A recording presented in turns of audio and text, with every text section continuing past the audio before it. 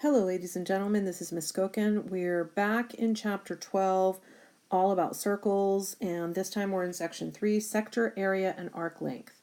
Our objectives are find the area of sectors and find arc lengths. Vocabulary: sector of a circle, segment of a circle, and arc length. What we see next on our page is 2 warm-up questions.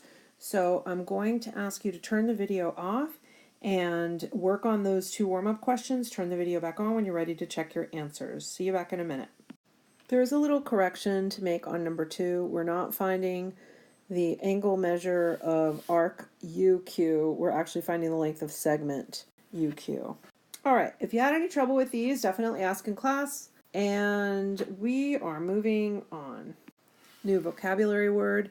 The area of a sector is a fraction of the circle containing the sector. To find the area of a sector whose central angle measures m degrees, multiply the area of the circle by m over 360.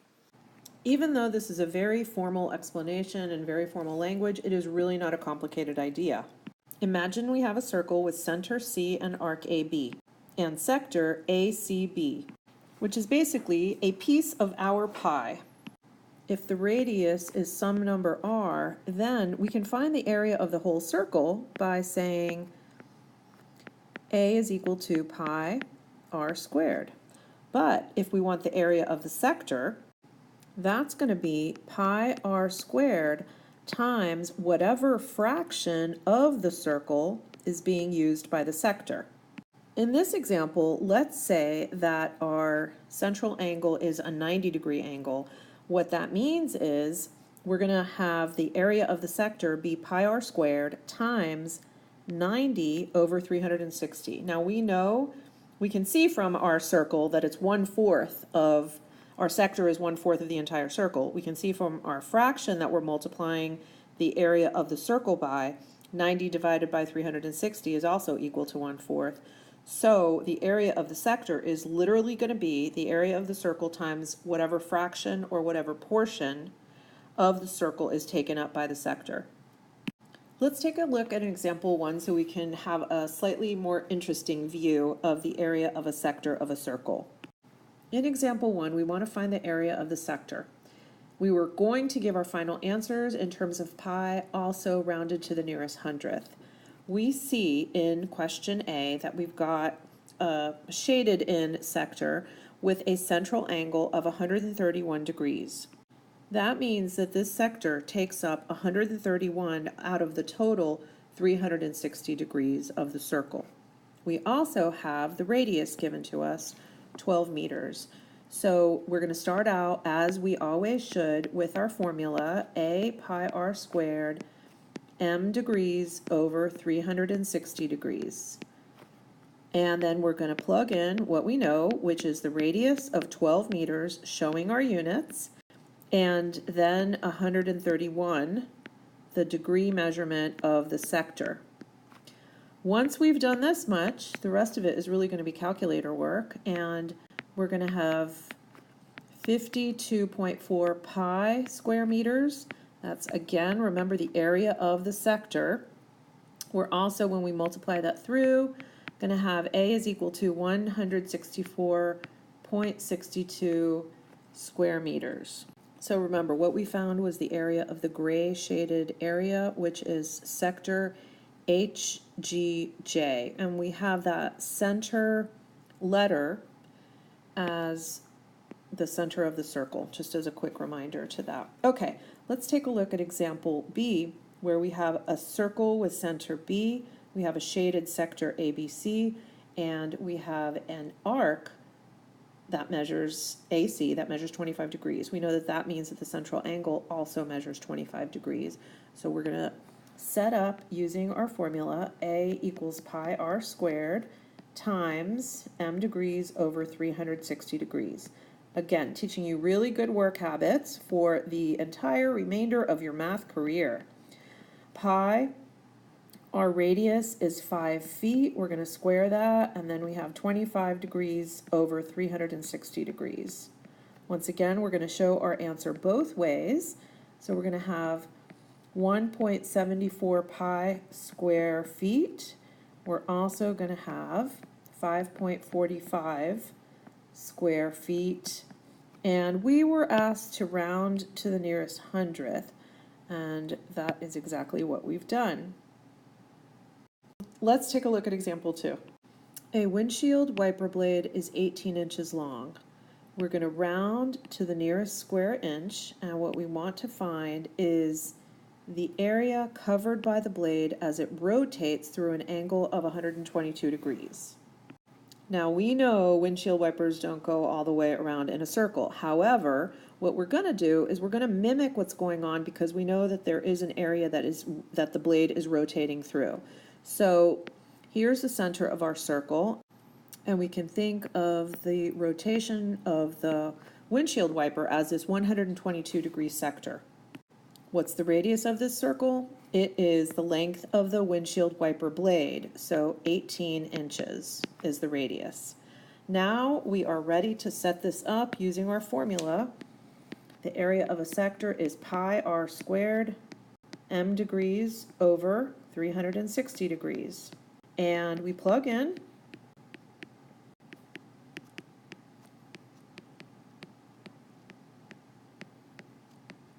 Until we find an area of, and we're going to round to the nearest square inch.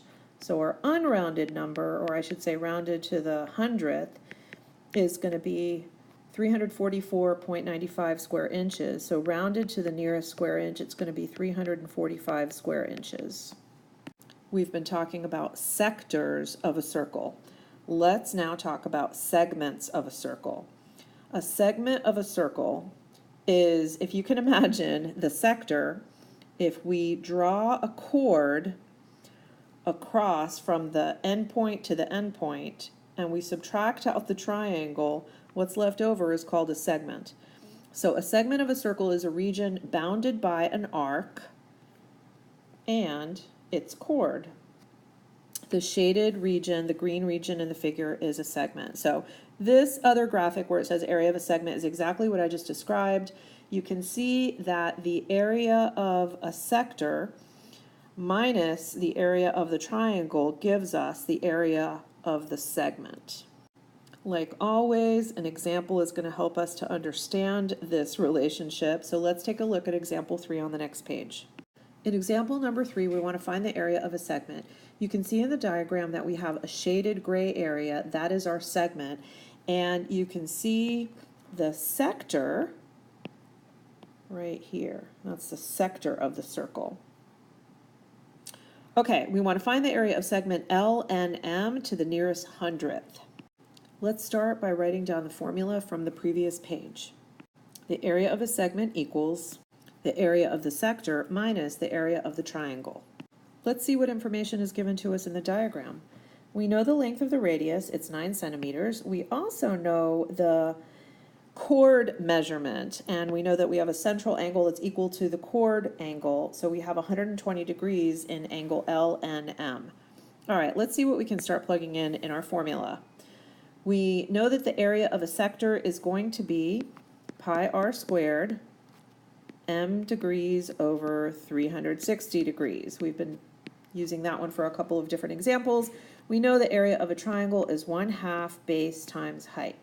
So it's looking like we're going to need to figure out the length of the chord and the perpendicular height so that we can get the area of the triangle to subtract out.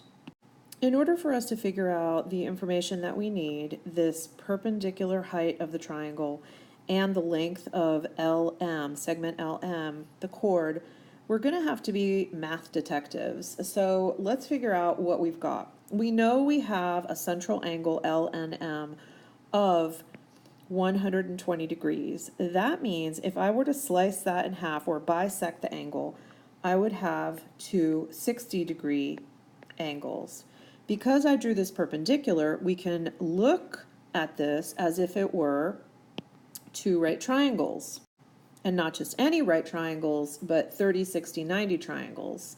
So if we can say that the length of the short leg of our 30, 60, 90 triangle is x, then we know that the long leg is going to be x root 3, and the length of the hypotenuse is going to be 2x.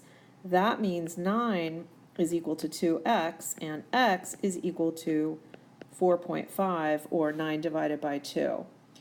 Okay, so x is equal to 4.5, and that means that x root 3 is 4.5 times root 3. And now we've got everything that we need, because the full length of LM, the chord, is going to be 4.5 times root 3 times 2, which is 9 root 3. Time to go back to our formula. So we're going to have pi, and our r is 9 centimeters squared, times 120 degrees over 360 degrees. From that, we're going to subtract the area of the triangle, which is 1/2 times the base, which is 9 root 3 centimeters, times the height, which is 4.5 centimeters. Okay, now we've got a lot of multiplying to do, but we're going to end up here with 84.823 square centimeters, and from that we're going to subtract 35.074 square centimeters. We have multiplied through with the pi, and the area of the segment is going to equal 49.75 square centimeters, and that was rounded to the nearest hundredth. Pay special attention when you do number 6 and number 7 in your homework, and number 8 for that matter, because they mimic this question very closely. We've talked about this a little bit in class, but in the same way that an area of a sector is a fraction of the area of a circle, the length of an arc is a fraction of the circumference of the circle. So we talked about being able to measure arcs in 2 different ways. One of them is the central angle measurement of the arc. The other way is the arc length. And we can think of that, we know it's a linear length, a linear measurement, and it's the distance along the arc measured in linear units, such as inches or meters or centimeters. The length of the arc can be found by taking the circumference of a circle and multiplying by whatever portion of the circle out of the full 360 degrees the arc takes up. All right, let's take a look at example 4 so that you can see what this looks like in a problem. In example number 4, we want to find the arc lengths. We have 2 questions, A and B, and our instructions read, find each arc length, give answers in terms of pi, and rounded to the nearest hundredth. So let's take a look first at A, where we want to find the arc length FG. Sadly, there's a diagram missing from our notes, so we're going to have to put that in. We need a circle. This circle is going to have a center E, and it's going to have points F and G on it. And this arc is going to measure 134 degrees. We also are going to have a radius of 8 centimeters on this circle.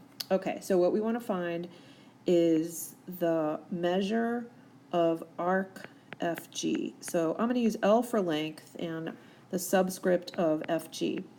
We know the formula is 2 pi r times m degrees out of 360 degrees.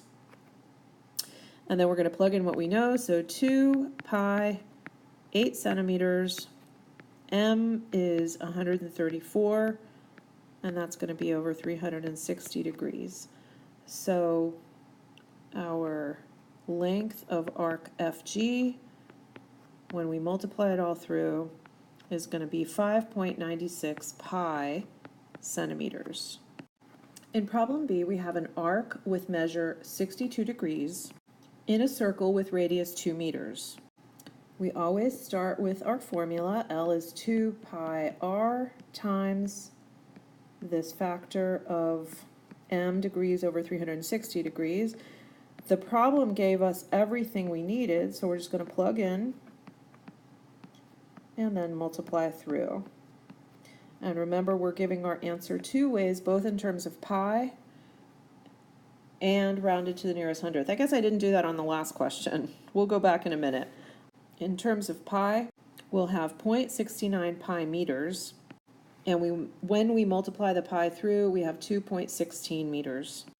And on part A, when we have the measure of arc FG multiplied through with pi, we're going to end up with 18.71 centimeters. Now, just a caution, I used our unrounded values to come up with that number.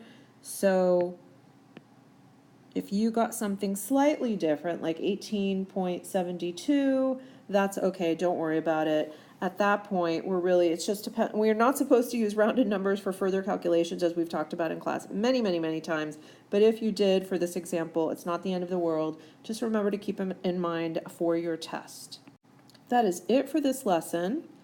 And we have homework to work on, so I will see you back in class. Remember, anything that you have questions about, please bring your questions to class.